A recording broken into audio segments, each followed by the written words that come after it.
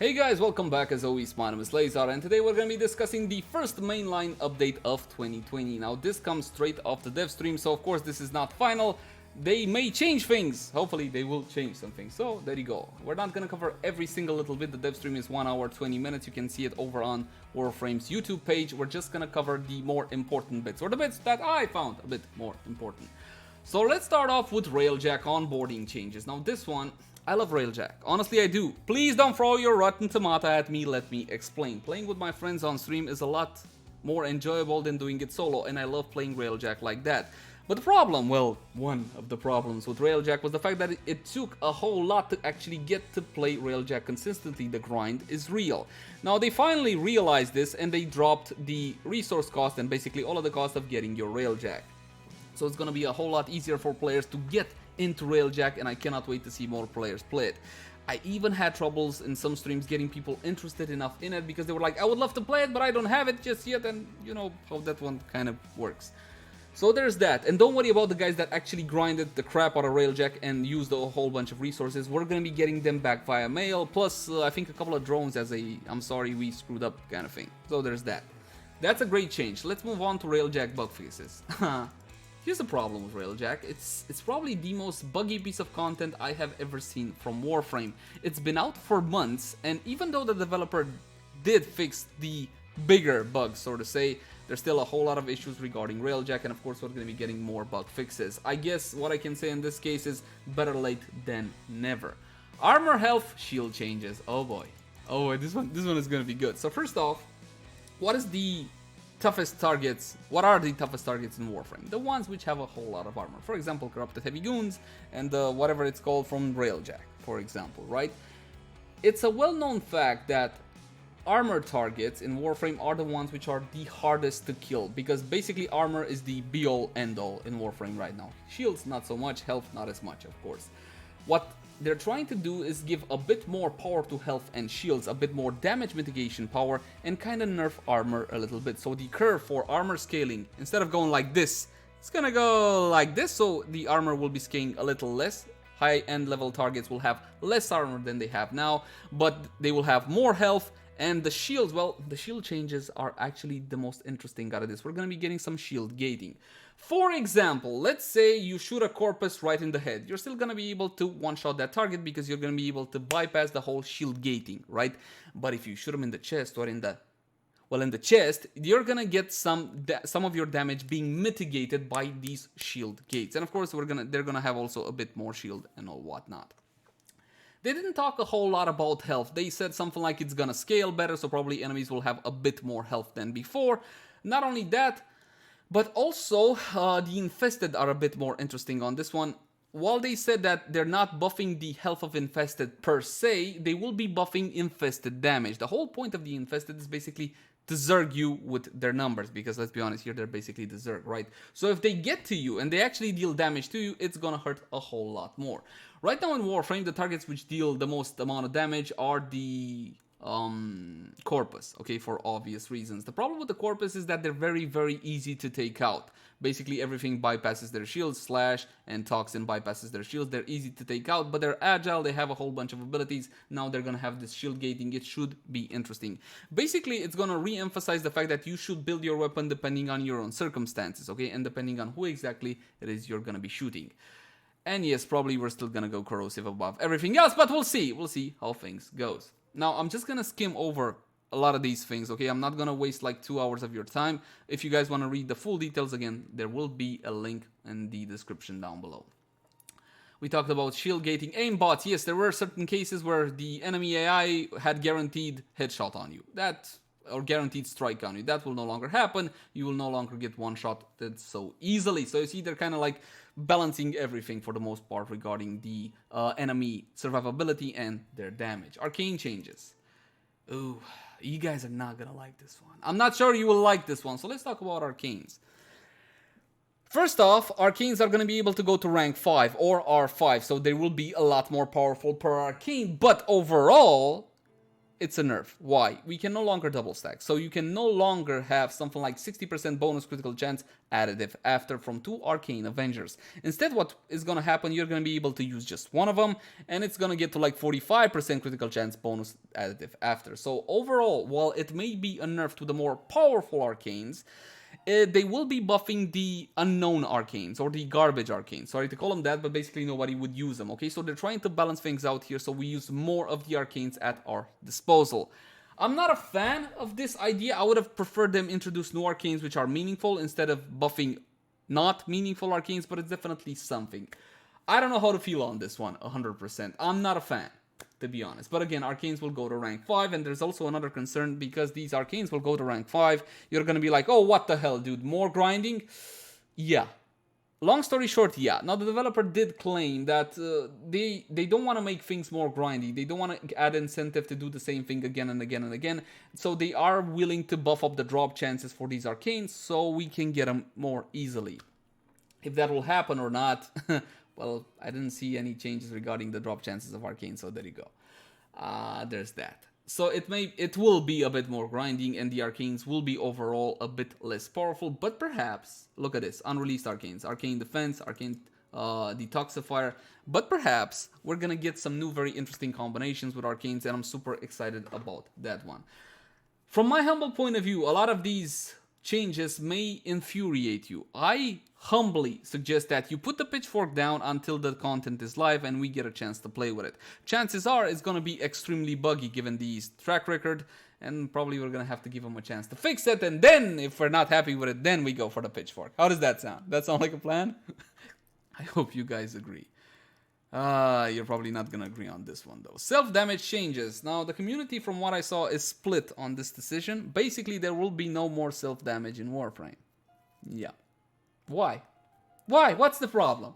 What's the problem blowing yourself up once in a while? It was fun. I just did the Brahma video. It was hilariously good fun. Dying in Warframe, not that big of a deal. What's really the problem here? So yeah, self-damage is gone completely from the game. You'll no longer be able to blow yourself up with the Brahma or with the lens or whatever else. Now, what will happen though, you will be getting a negative effect depending on how far away you are from the explosion. A stagger effect, a knockdown effect, a knockback effect, and there also will be a recovery mechanic to like recover yourself from the, well, big explosion which pushed you back. So there's that, but you won't be taking any damage. Another consequence to this change, oh boy, Chroma and Mirage. Yeah. Chroma and Mirage. Chroma needs damage to get his buff on for Eidolon hunts. That's gone. Okay, it's dead in the water. Goodbye. See you later. Now, we can use other frames to hunt Eidolons. You can use Volt, you can use Buberon, you can use, what's his face? The guy which goes really fast. Gauss, for example. Okay, Goose, anyway, that guy. So there are other ways to get Eidolon hunts done. That's not a problem. But none of them are on the damage level of Chroma or Mirage. Not even in the same ballpark, sadly. Again, it doesn't mean we can't one-shot Xenovias. We're going to be able to do that with other Warframes. In the case of Mirage, things are a bit more colorful from my point of view, because Mirage doesn't necessarily need the damage onto her. She just needs the status proc. It's different from Chroma. Chroma needs to take damage. Mirage needs a status proc. So if there will be a way to just get the status proc on without taking damage, then Mirage would still be in play.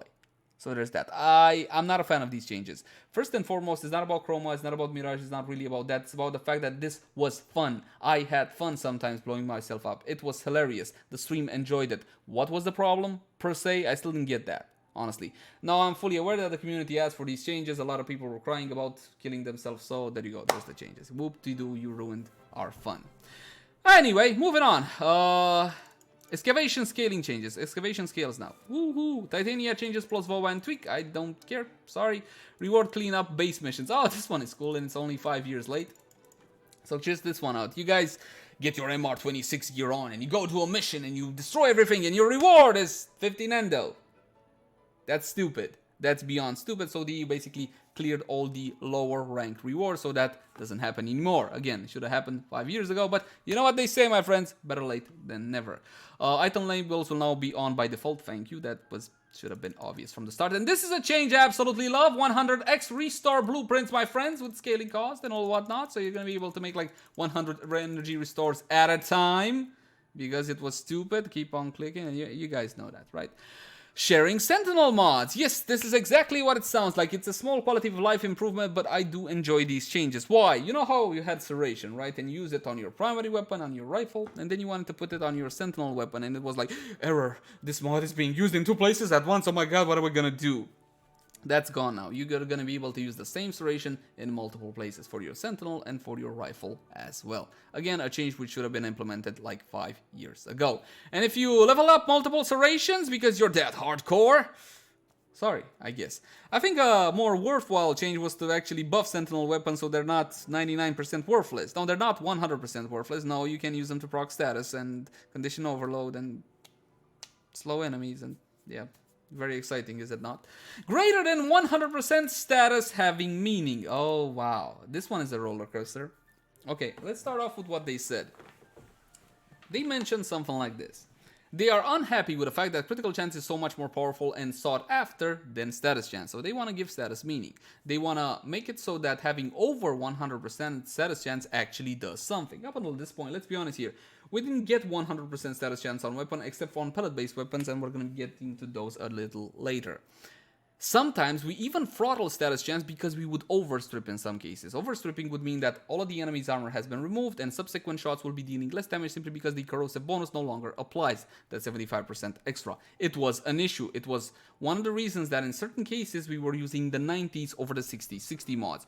And you know what? I thought that created a little bit of build diversity, but what do I know? Never mind me. Fine, let's get on with it.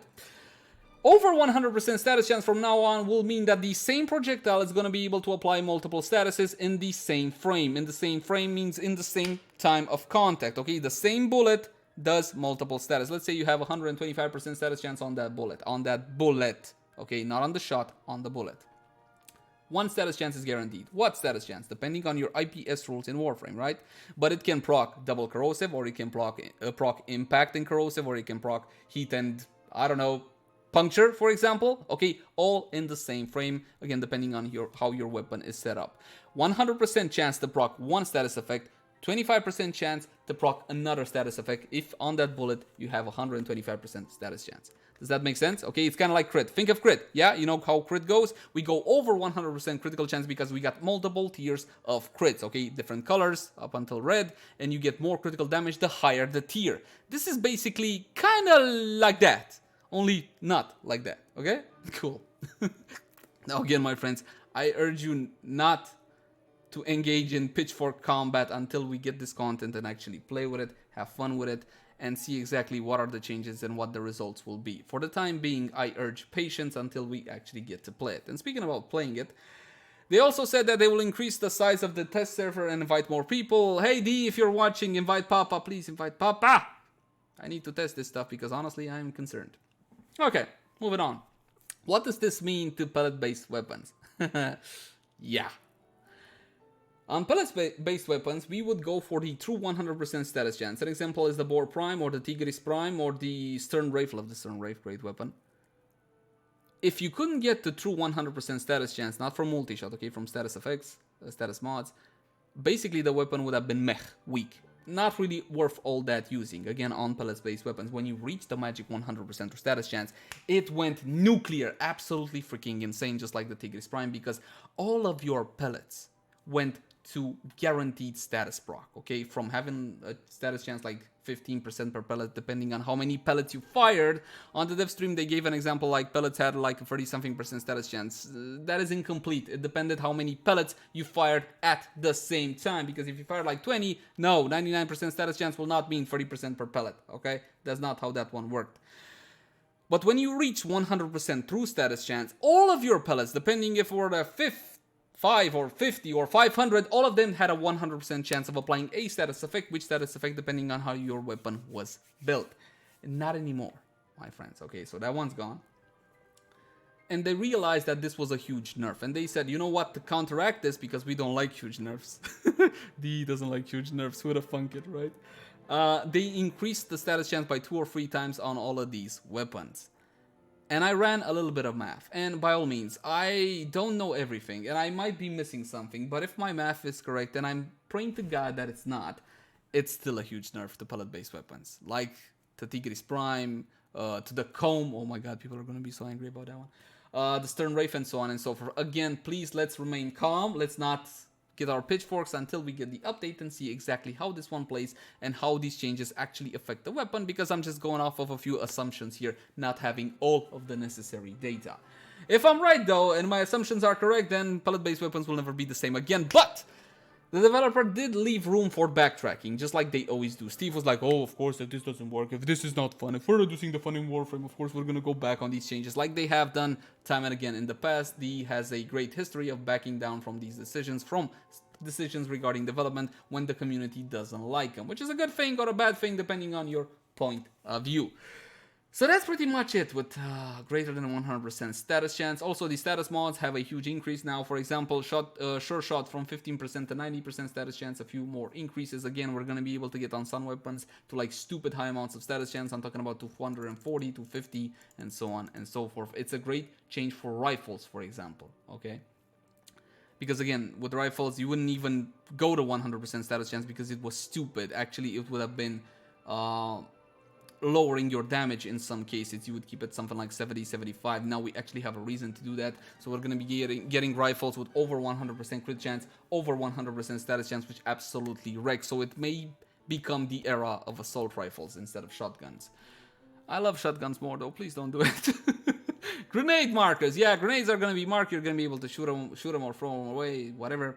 Kuvalich Murmur fixes, Kuvalich changes and fixes. Nothing too major here. Again, if you guys are interested in this, you can read them in the patch notes. I'll link this article. It's not patch notes, it's the Devstream rundown in the description down below. Again, I'm not going to spend too much time on things that I don't believe were too exciting. HDR preview. Well, if you guys got displays with HDR, anybody have an actual over HDR 500, 400 monitor, because HDR 400 is basically a joke. Okay. Nobody? Yeah, I thought so. So FOV changes though, these are a bit more interesting. You can increase your FOV from 78 to 90, but careful my friends how strong you go with FOV. A low FOV can cause motion sickness, but an exaggerated FOV will cause motion sickness again. This change is great for players like me who use an ultra wide display. Okay, for me it's gonna be great, but don't overdo it with the FOV. I like the change, it's fantastic, thank you very much DE. And of course there are a bunch of other little things as well, like for example they showed Operation Scarlet Spear, and by showed I mean they just showed the hub. There's Little Duck there and you can talk to her, and we're gonna be getting missions, and this is gonna be a lore focused event and all whatnot with the new war, old war, that kind of thing. It's gonna be great, I'm sure. Lore in Warframe in generally is great, but there's not much to talk about here. And the Dreadlock protocol, again, the full stream you can watch 1 hour 20 minutes if you so desire. And that's pretty much all the things that I wanted to cover, the things that I thought were more interesting. The reason why I don't update my guides is basically what I said in 2018 about basically any weapon, mostly any weapon, still holds true today. This might change, so I might have to redo a lot of shotgun builds. My approach to this is gonna be as following. I'm gonna wait to see the patch, I'm gonna get to play with it, then I'm gonna wait on the bug fixes, because let's be honest here, given the track record, the content is gonna be horribly bugged, even though they talked about adding multiple layers of bug testing. My approach to that one is I'll believe it when I see it, thank you very much. And after they balance the balance patch, maybe then I will start redoing all of the pellet-based shotguns if it's necessary, if they don't backtrack on this decision. Now, of course, these are just one man's opinions, okay? I just have 2 cents to put in. I put in my 2 cents. I want to see your guys' opinion in the comment section down below. By all means, let me know what you think about these changes. Overall, I'm very excited about these things. I cannot wait to re-tackle pellet-based shotguns. But I'm a little worried it might actually be a pretty ugly nerf. That might not be the case. Again, we'll see. A lot of great changes when it comes to health, armor, and shields. Of course, that will further emphasize the fact that you need to alter your build from mission to mission. And I'm fully aware that some of us are a bit too lazy to do that, but there you go. A little bit less power to Hunter munitions as well. A little bit less power to Slash. I'm not sure if I mentioned this. But Slash will no longer bypass shields. Okay, it will not bypass shield. Toxin still bypasses shield, so more power to Toxin, less power to Slash. Slash is still gonna be beast mode. It's fine, don't worry about it.